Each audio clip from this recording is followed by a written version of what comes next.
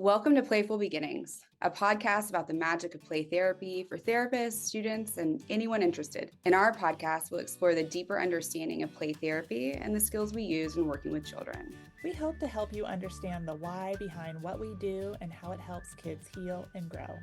I'm Dr. Kristie Opiola, a working play therapist and university professor in North Carolina. I'm Dr. Maggie Parker, a play therapist and professor in DC.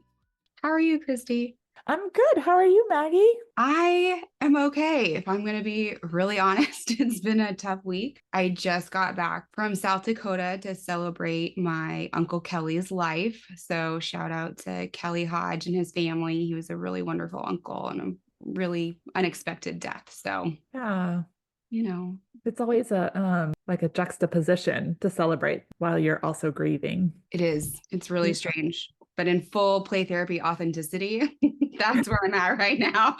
I'm like, I got home late last night. And so if you're watching this, that's why my eyes are puffy. Oh, is this live? Because I did not know. I mean, visually. No, I mean, who knows? Sometimes I put it like to try and put the video up on YouTube, but sometimes it doesn't. So I guess if this is just audio, y'all can know that my eyes are puffy, and Kristie and I are in our end of semester. I was going to say, in true authenticity, we're both just recovering from finishing a semester too. So, and getting ready for the holidays. So yes, it is a crazy time. It is a little bit of it's not unsettling. It's always rushed. It feels like.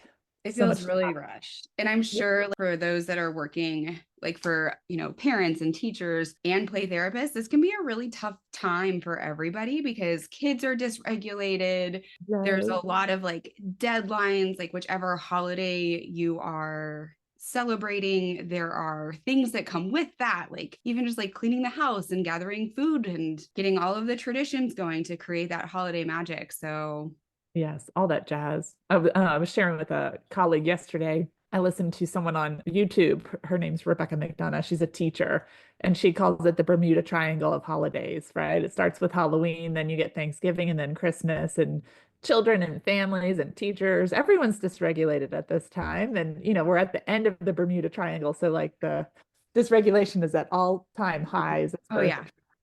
It's a peak. Yes. And it's interesting. I've been looking at some of the play therapy supports within Facebook, and actually the current president of the Virginia Association for Play Therapy reached out to me. And for those who don't know, Kristie is the current president of the North Carolina Play Therapy Association. And so she knows Sarah also. So shout out to Sarah Herrig. And she asked if we could talk about this idea of kind of trusting the process. I think we discussed throughout the podcast about child-centered play therapy and how we adapt what we do as opposed to what we think based on developmental stages. But I do see a lot of people saying oh, I'm working with a child with X, Y, and Z, or I've been working with them for 2 months and it's child-centered isn't working. So what do I need to do to augment that? And I think you and I both have pretty strong reactions to that. Not in an ugly way, just I think that you and I have both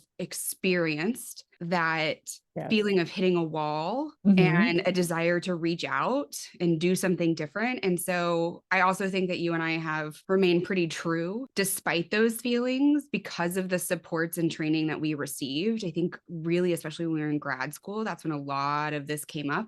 And we had the supports of really seasoned play therapists who were able to kind of hold our hand through that process. And so maybe we can kind of provide that for some of our listeners who may be feeling the same thing. Yeah, I mean, I've definitely been there. I can share that I've, sometimes been there recently around clients that challenge us in session and the questioning, is this enough? Does the child need something else? And I know for myself, one of the greatest kind of support that I got was to really reflect internally about where is that coming from for me. And it comes from all different places, right? Are you feeling pressure from a caregiver in this child's life, a teacher, a parent, where it's been a particularly hard week? Are you in a hard spot yourself? So, Maggie just shared that she's currently grieving the loss of a loved one. So we're going to show up a little differently in the room when those things happen.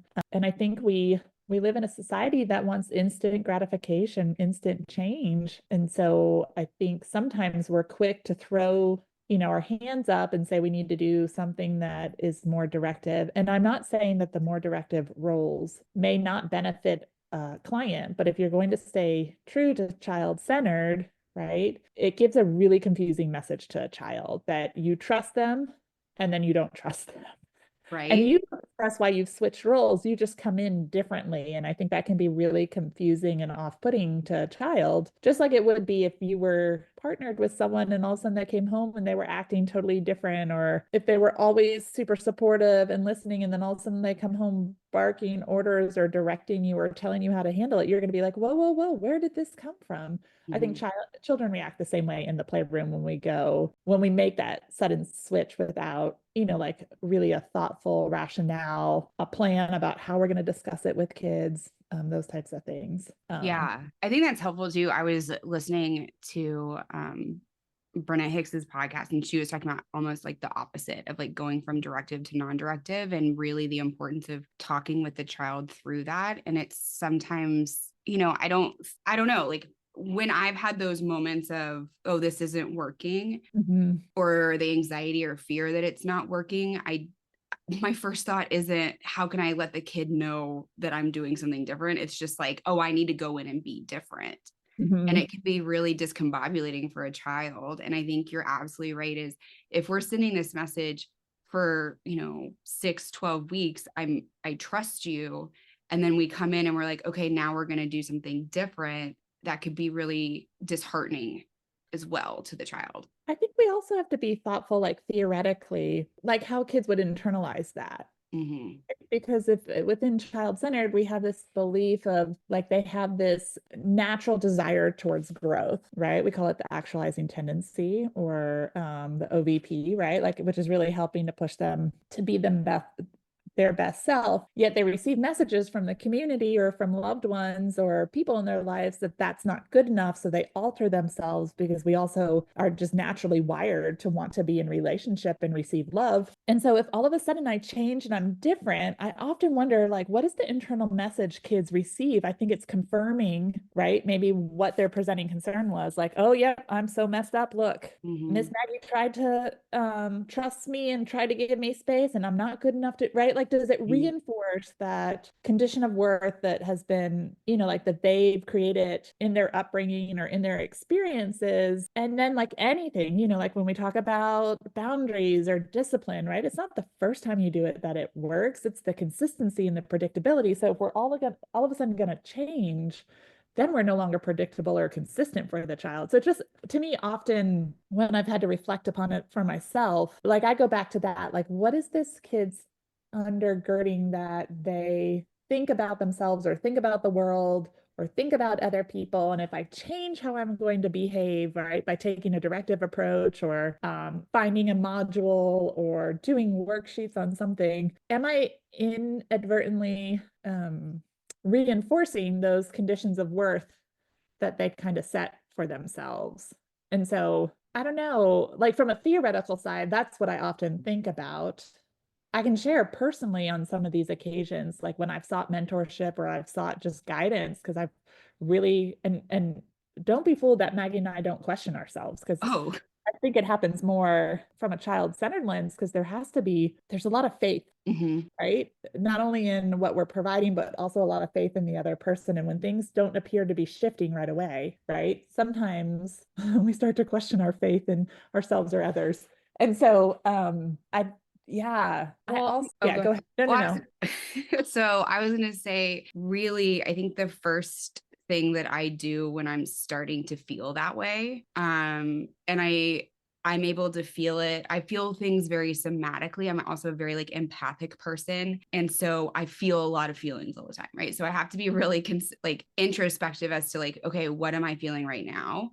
And then as I'm exploring that, what is this that's creating it, right? So is it anxiety because the teachers are coming to me and they're like, they're not getting better. They're not coming, they acted out in class, so they're not going to come to play therapy today. Or why aren't you teaching them this? Or I've had parents who have been like, but why are you just playing with them? They need to work on executive functioning skills. You need to teach them these things. And parents are paying a lot of money, right, to come and see us, especially in the area that I am in. A lot of this is out of pocket. And so that's a lot of money. And this can take longer. And then sometimes it's when I feel, and this is when I have to be really careful of, when I feel out of control and I'm wanting to create some semblance of control. Because if I go in and I say, we're going to do this today, that puts me back in control. And sometimes when I feel anxious or discombobulated, it makes, like, when I'm under stress, I like to feel like I'm in control.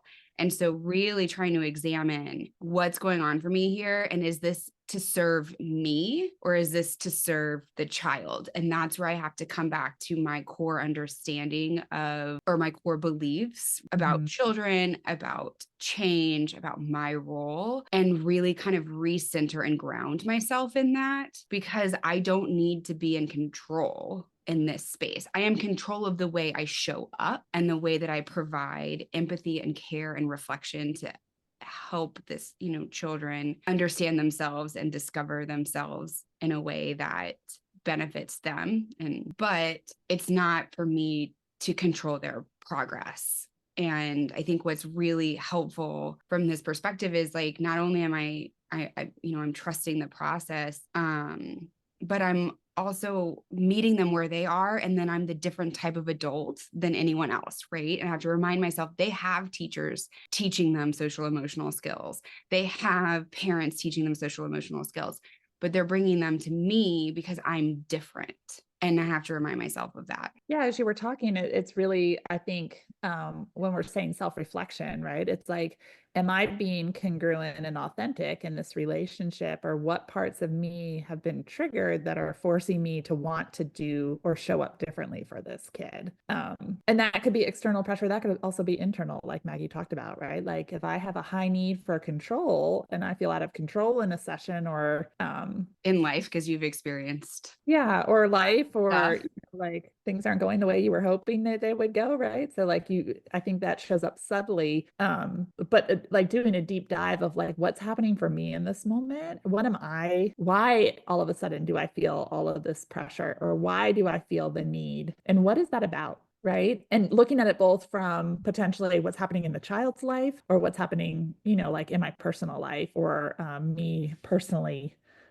Sometimes it comes up because they're my last client of the day and I'm tired, right? And we try to provide the same thing for every one of our clients. But if you see 6 or 7 clients in a day, do you show up the same for your first client as you do your last client? Or just the emotional toll, right? Like shifts what that looks like. And is that fair to each of your, depending on, is it fair that your last client always gets less of you, right? And so you tend to want to direct more, or you tend to want to go somewhere else. And I also love what you said, Maggie, about, I think all of us would agree that therapy is just a different environment. And if I'm mimicking what everyone else is mimicking, how am I providing something different for this child? Which has been something that always resonated with me as a child-centered or person-centered clinician. That how am I showing up differently here? How are they experience this relationship differently than they experience other relationships? Or does it feel like any other relationship that they have? And not that that isn't therapeutic, that's just not person-centered. Right. And I think you also brought up, am I being authentic? Am I being true? Am I being genuine? And so if child-centered doesn't feel true or authentic and genuine, that is okay. And you can, align with a different theoretical orientation. But where I struggle is when people are like, I'm child-centered, and now I'm going to bring in this, because those are really antithetical. I think when we get back to child-centered, the relationship is necessary and sufficient. So if you are, engaging in a different theoretical approach, whatever that approach may be, you're not using CCPT and another approach because you're providing the core conditions. Those core conditions are really relevant across theoretical orientations, unless you're strictly behaviorist, right? And so you're not using person-centered, and you are valuing the relationship, which is a part of that theoretical orientation. If you're child-centered, then you are going to be non-directive, and you're going to stick less directive and stick with that through those hard things. And then I think where it becomes different in the way in which you and I approach these situations, potentially from other theoretical orientations, is instead of saying, this is coming up for me. What do I need to do in the room differently? I think the question that we get supervision and consultation on is, this is coming up for me. What's going on so I can remain true in this space? And I think those are pretty different ways of approaching that situation. And I think I think we have this a lot actually. And you and I both reach out to each other quite often when we're like, I'm feeling overwhelmed. I'm feeling like this isn't going anywhere. And what I find to be really helpful is it's not simply someone saying, trust the process. You'll challenge me and say, okay, what's going on for you in this moment? Tell me about what's going on for this child. And what I really appreciate too is that most times it allows me to see the child differently, which then helps me show up in that space more authentically and in alignment with that theoretical approach. Yeah, no, I totally agree with you. I do want to just review really quick because sometimes we throw out terms because they're so familiar to us, right? But core conditions, Yes. right, within child-centered are really attitudinal conditions of the therapist, is what Maggie is sharing is universal across most theoretical approaches. They're just not sufficient across most theoretical approaches. So what she's talking about is like the counselor's congruence, right? Like our authenticity, that we know what is ours, right? So our triggers, the things that like kind of get under our skin that are going to cause us to react in certain ways, maybe stuff that's happening in our lives that are impacting our ability to show up with this client or to be really present with this client. So that's congruence. The second one is unconditional positive regard, which is valuing the humanness of the client, really like believing in the client in that moment. And then empathic responding is being able to share our understanding from a feeling perspective of what's happening, we're kind of mirroring what the client shares with us. Mm-hmm. And so speaking to that mirroring and we do that mainly through reflections. We can also do that through tracking behaviors. And so we find that true across all of the theoretical orientations. But again, it's sufficient in child-centered, which means we don't believe you need to add something in addition to that. And if the client can feel those three conditions, that's when change can occur. They have to experience it to a minimal degree. And the more of a degree they experience, potentially the quicker change can happen. And some of our clients really have maybe mistrusting relationships or hard for them to trust what they're experiencing. And so it could be slower, but that's really going to be dependent on the kiddo. The one other thing I wanted to say is, giving unconditional positive unconditional positive regard requires us to give that to ourselves too, which is unconditional positive self-regard, which is really hard to do. Yeah. But if kind of like the analogy of the oxygen mask in an airplane, like if we don't provide it for ourselves, how do we provide it for our clients? Like truly. And so like if we need ourselves to change to be better, like do we actually portray that to our clients more often? Is that we need them to be slightly different instead of, valuing them as who they are. We might not appreciate the behavior or the response or an interaction, right? But that doesn't mean I care less about who this person is or I disregard them totally or and I think it's really hard to do. I think it's like when we think about this, like, oh, we can all establish relationships. Clearly, we're in the helping field. And it is, yes, I am very relational by nature. And it is very hard for me. It takes up a lot of emotional and mental energy when I'm in that space because I'm constantly trying to be remaining focused while also kind of like checking internally as I'm going through the session and responding empathically and understanding and caring for this person as they're experiencing these things.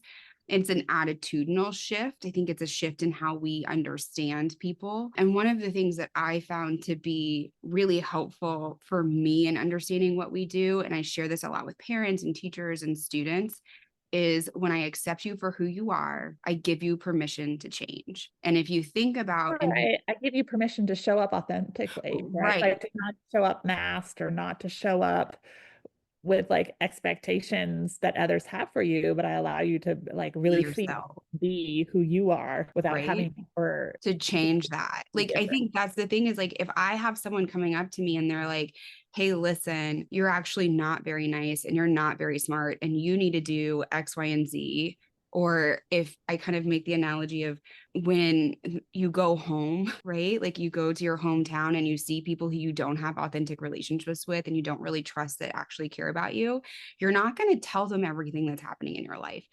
You're going to be very selective in what you provide. And because you don't trust them to truly care and be able to hold those things.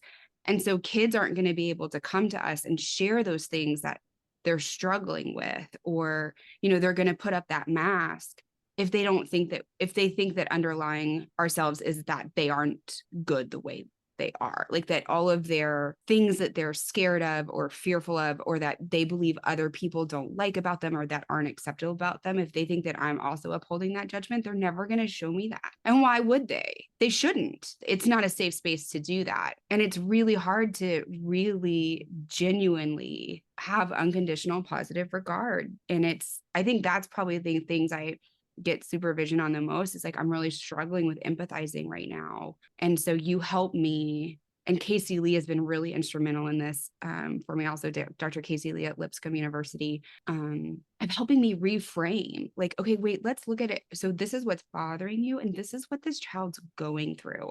And it allows me to shift and then become more accepting in that space. I think it's also important to note that we're not just being in relationship, right? We're not just like, what is it? Like lumps on a log, bumps on a log. What is Oh, it? yeah, we're not passive. We don't sit there and do nothing.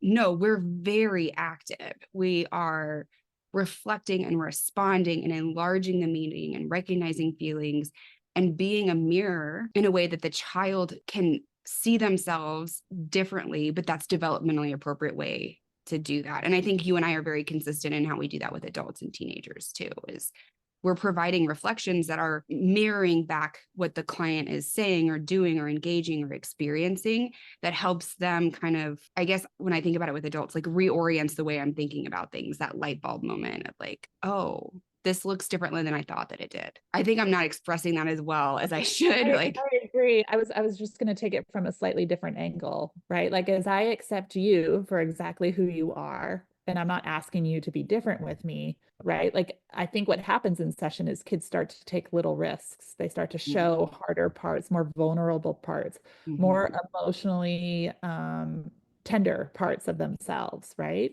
And so as the therapist is able to reflect that back to the child without judgment, without like direction of like, oh, then you should do this or you should do that. I think what starts to happen is the child then starts to recognize that as, oh, I can, whatever it might be, have an opinion. I can be messy. I can be sad or angry. Or I can show you how out of control my life feels right now, right? Like, I can throw this object in your playroom, right? Or like, even if they can't throw that object, it's not that we're saying you can't throw, we're just saying that object is not something to throw because it might break, right? So you can choose something else to throw, right? Because it sounds, you're really angry. You need to show us how angry you are.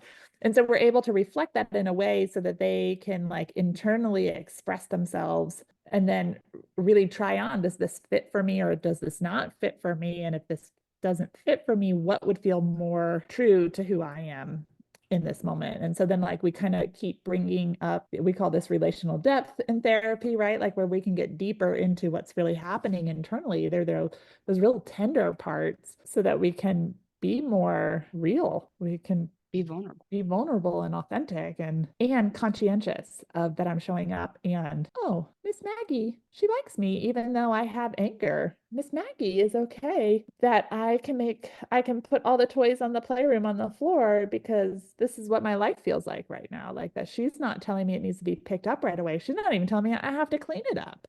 Right? Like she's allowing me to let this mess be in this moment. I would also say, I'm thinking of a particular client that probably tested my trusting the process the most. And there were times that I would say I would get triggered by what she would say or do, right? And like I would react in the moment instead of respond. So I would like, like, that wasn't nice, or why did you do that? Right? Like, so I would be more reactionary than responsive. And it's my responsibility as a therapist to repair that in the moment, so she's not stuck thinking about what's happening right now, right? Like, oh, so she really doesn't accept me. No, you know what? That really kind of hit a tender spot for me, and I reacted to you. That was not my intention, right? I'm not for talking that way, or that toy is not for doing that. Instead of the kid just wondering and internalizing it as themselves. Mm-hmm. I think those were really, for this client, critical moments in our relationship. And I also needed a lot of guidance because It was hard. this was a school-aged kiddo who basically did not like my existence. Did Mm-mm. not. You I were mean, she you came were to, the worst. I was the worst. And she would tell me how bad I was, even to the point like, you breathe loud.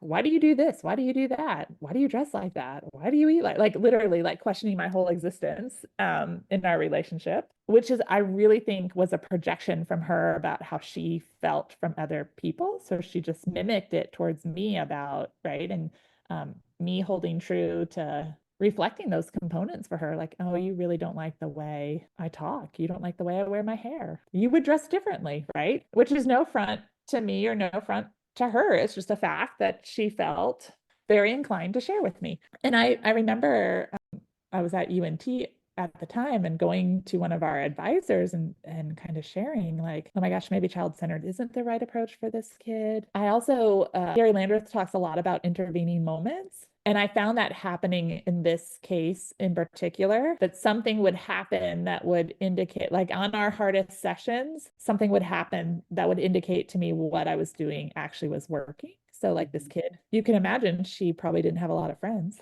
right? Or didn't get invited very many places. But got invited to her first birthday party, or the teacher would report to me something in our consultation, like she took an initiative and, you know, she thoughtfully helped me here or did this, which is really a change in behavior for her. Or a parent saying, we made it the whole car ride without, you know, this client initiating a fight with their siblings in the back of the car. Like there was no argument. Like when we got home, we were almost like holding our breath because we just couldn't believe that this had happened. And those I needed to hear, because uniquely, sometimes we're the first to see change, or a lot of times we're the first to see change, but we can also be the last to see change. And like, I'm going to be honest, I saw her for a year and she never changed for me, and she changed for every other human that she interacted with. So I was the person she could safely project and still be accepted, which gave her, I believe, the strength to make shifts in her other relationships. Well, I think it also, oh, sorry, you're going to keep going. Nope. No, I wasn't. I think it also highlights the fact that it can be incremental change. It doesn't always have to be this huge, big thing. And I've been working with some supervisees right now on like what their goals are for the therapeutic process. And I might say, you know, reduce emotional outbursts by 1 time per week. And they're like, okay. And so after a while, they're like, well, we met that goal. I'm like, that's awesome. That is so great. That's so wonderful. So it's either, okay, are we done because we've met this goal, or this is going too slow, we're not meeting our goals fast enough. And I'm like, okay, so it needs to be small goals that are attainable, and we need to recognize that they are happening and they're measuring, and then you can increase those goals, right? So like the goal is that they're not that they never have emotional outbursts, because we're human and we all have emotional outbursts, but recognizing that change can build upon itself, and it often happens incrementally. And so really recognizing when some of the small changes begin, and helping parents and teachers and ourselves see those small changes is really important. I think it's another topic we can probably talk about, Maggie, is like, how do we measure change in therapy from a child-centered perspective? I'll put that on the list. I think there's several ways we both kind of probably measure change similarly and different, right? So maybe talking a little bit about that. But I will give a plug for Dr. Sue Bratton. She has a weekly parent report form that can be incredibly helpful, where you take those goals you created. And before I jump into it, I do want to say what we say we want to see weekly may not be our big goal overall, right? Those might just be the measurable goals, right? And so maybe we want to go from 5 outbursts a day, to like 3 or 4 a week, but we're going to start the measuring, right? It can't be all or nothing. Like no one's going to change that quickly. And so it's those small incremental changes that can be really helpful to us, right, over time. And so, yeah, maybe I want to start by measuring it one time less per week, but my ultimate goal is to get it down to maybe just 2 or 3 times. And that really happens in your initial goal setting with the parent. Like, what is their goal for this kid in therapy? Like, what would they ultimately like to see? And again, it can't be all or nothing, because no one is ever going to be nothing, right? And so it's just about what is livable and would make life more peaceful, more relational for you, more connected with your child. Would you be able to manage, 2 or 3 tantrums a week compared to 5 a day? Right. That sounds really doable. Or, like teachers seeing less outbursts, slowly over time, but kids outburst in school. That's just a normal childhood behavior. So we don't want to take childhood out of kids. We just want to make it more in the developmental norm. But back to Sue's parenting worksheet, her weekly report form. It's not part of the record, but it is a form parents fill out each week. You have the goals, and they Likert scale measure how the kid is doing in goals. And what we see is it's bumpy, right? Like kids have good weeks, kids have bad weeks. We can typically pin those to something else going on in the child's life over time. And the other thing we see is that when we're swimming in it with our kids, that it's sometimes hard to be an objective observer.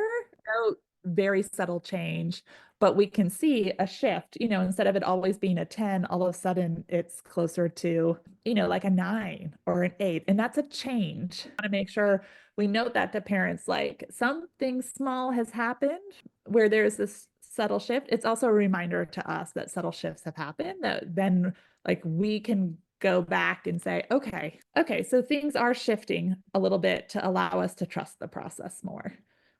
That form also allows parents to let you know when they really need to meet with you, or like something major, or they can let you know of a major event that's happened in the child's life, a change in medication. It could, like you can fill that form in lots of different ways, but I do find that form, I have found it professionally very helpful for parents. And I have it just at the beginning of the school year when they sell those really cheap notebooks, the ones with things. I just put it in there, and I have a whole bunch, and then I just have a flag, and that I move each week so it goes to the next week, so they can just open it, flag it. But when we do parent consultations, I can actually chart it for them. I find graphing is really helpful, so parents can see the visual change that's happening or the decrease in behaviors, even if subtle. Yeah, no, it's a great resource that I haven't used and I should use and I will use.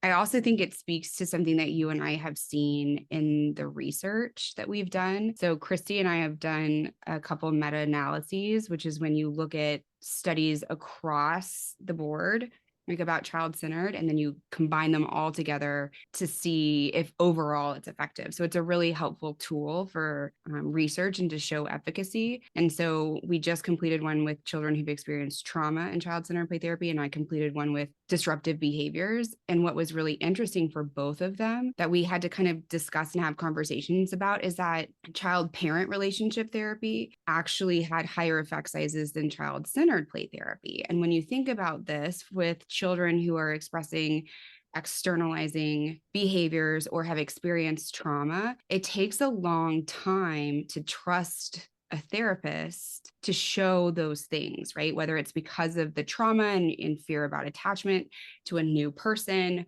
or because these are behaviors that people are harping on all the time. Externalizing behaviors are the ones that teachers and parents are really like, stop, which understandable. They're hard to experience. And then the research, it's usually like 16 to 24 sessions. And so that may not be enough time. And so remembering when you're having these moments of maybe this isn't working right, remind yourself that this child is working to trust you and your relationship and your positive, unconditional positive regard for them and your authenticity, if this is something that you will accept and that they can bring to you. And so sometimes that does take longer. And so it's not necessarily that you're doing something wrong or you need to add something to it to make it it go faster.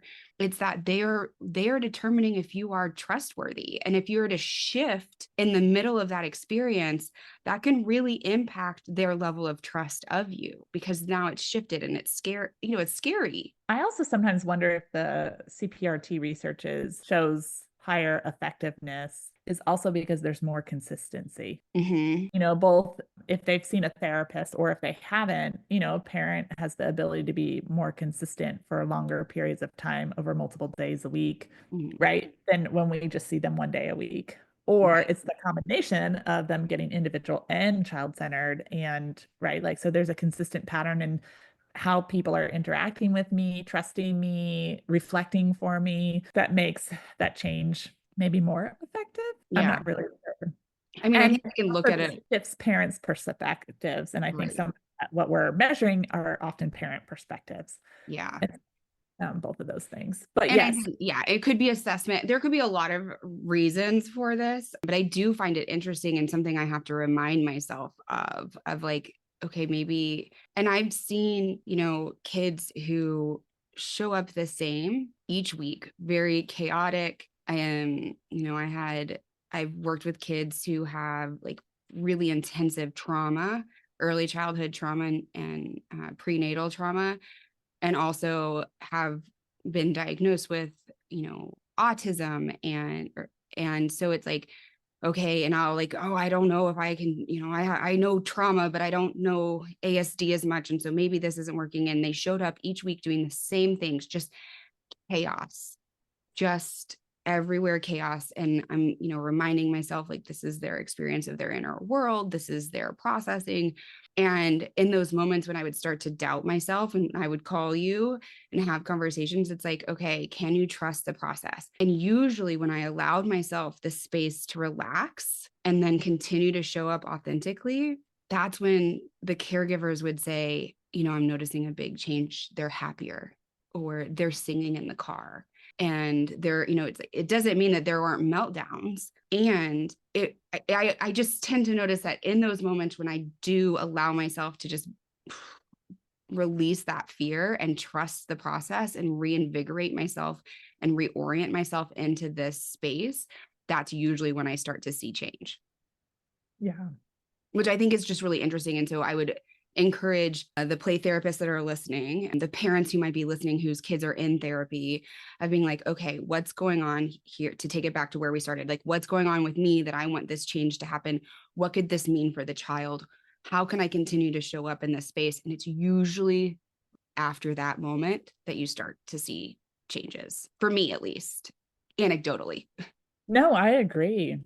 It's like the doubts come right before it's like there's some cosmic connection, I think, just in general, that happens between the child and the play therapist. There's like this soul merging, or however you want to explain it, but there's a connection. And so I wonder if there's something about that where it's the child is feeling anxious because they're starting to explore and expand and are on the precipice of growth. And we're feeling that and feeling like we need to push it. But when we don't push it and allow it to come at the child's pace, then it starts to be demonstrated. Yeah. I had never really thought about it until I'm an external processor. So this is all new to me that's coming out of my mouth. Well, and I also wonder if it's some of that anxiety that comes up in kids right before change happens, right? Like, which happens for us as adults too. Or we're going to do something big or different. We tend to have hesitancy. We tend to have higher feelings of anxiety and other stuff. Is that what our doubt? Is that where we start to distrust the process? Because we're feeling that, right? Especially if we're empathic, we're feeling that in the client. And so then we start to question it. They don't seem different, but in trusting the process, right? Like, we can actually see that shift happen, and we have the honor of participating on that for foot off the ledge kind of test to try something differently, or to be more vulnerable, or to say something more authentically, or whatever it might be that the child does, play out something that they've been holding on to for a long time. Yeah. And that we're scared to change too, as adults. Well, and I think the other thing around trusting the process is sometimes I think it's connected to our own competence and how competent we are feeling, or if our competence is being challenged, does that shift how I trust the process, right? Or my need, like, this, I know I can do, right? Like I can be directive. Mhm. I That's, can guide people in certain ways. And sometimes that's an easier, you feel more in control. yeah, I don't even know if it's fulfilling. I was like trying to think of the word, but like maybe it gives like a false assurance in the moment. Yeah. I don't Yeah. know. No, but I think it's just really interesting to kind of think about this. And if people are listening, I think what I hope that they hear is one, that we experience that too. And, we've had a ton of training and we've been in practice for a really long time, and we feel that too. And we've continued to trust the process in face of that feeling, and we've seen it work. And so really allowing yourself to explore what's going on for you and what's creating that change, and then maybe even challenging yourself to stay true and see where that takes you before maybe going to what else do I need to do. I will say I'm in a community that is the clinicians here are child-centered and something Mm-hmm, else. And I think supervisors can be a really important component of this pathway. If your supervisor leans more person-centered, they're going to work you through that process. If they lean more directive or they might lean you in a different direction. mm-hmm, And just having talked to, clinicians in the field who may have started off feeling person-centered and felt really pushed to try other things, mm-hmm.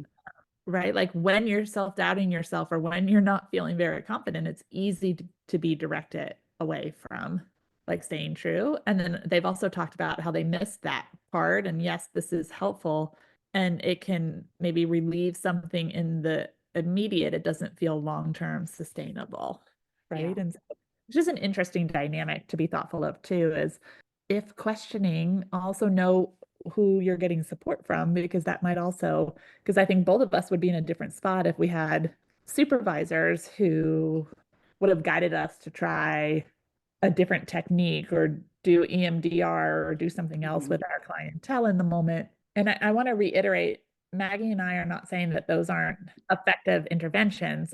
All we're saying is for us, they didn't fit well, right? And that kind of staying true to our beliefs and that stuff, that we were able to stay more consistent and child-centered Well, or maybe person-centered because of that support. And maybe it's something that like we can ask our listeners, like if this is something that you would like us to provide, like do you want to have communities where we can, provide some support from a really grounded CCPT perspective, that maybe that's something that we can start offering if our listeners are interested. And you can email us at playfulbeginningspodcast@gmail.com if you have suggestions or if this is something that you're interested in. And maybe we can, I think that's something that you and I have started exploring, of if we want to do some trainings in CCPT or resources. And you can always go to the Center for Play Therapy for some really great resources and child-centered and trainings and stuff as well. But Same you're with right. UNC Charlotte. We have some Yeah. trainings down here in the Charlotte area that are both child-centered, but also other approach Mhm. centered trainings. So, Yeah. There are a lot of resources that we could provide. or at least guide you, like where should I be looking if you're looking Yeah. for We have a pretty vast network, but authentically child-centered. yeah. We also want to hear from you what topics. This topic came from one of our amazing listeners, Sarah, and friends. Thanks, Sarah. I think those are really sometimes helpful to guide us on what you want us to talk about. So Yeah. please You can email. email us. You can leave it in the reviews. The more reviews you provide us, the better we can kind of navigate, as this is a new experience for us. It's something that I think we both really enjoy. It's been really fun. And so, yeah, We kind of leave a really geek review. out about talking child-centered. So It's really fun. It's actually a big highlight of my week, being mhm, able to have these conversations. And these are conversations that Kristie and I have, whether we're being recorded or not. talking on the phone. Yeah, pretty much. This is something that we really care about and are passionate about. And so we would love to hear your thoughts and your perspectives and any potential questions or topics. So like, subscribe, and leave a review. We love it. And Yeah. we appreciate all of you. Yeah. Well, Um, Kristie, thank you for talking with me. Thank you for giving space for me to share some of what's happening. And I hope that you have a Yeah, I know. It was tough. So Actually might be recording next time in the same location, which is kind I of know. exciting. It'll be so fun. So More mischief thank to you. come. Yes. Yeah. All right. Well, good luck with your end of semester grading and wrapping up all your play sessions before the new year. And we'll release them every Monday at 8 a.m. Yes, and keep being playful, y'all. Bye.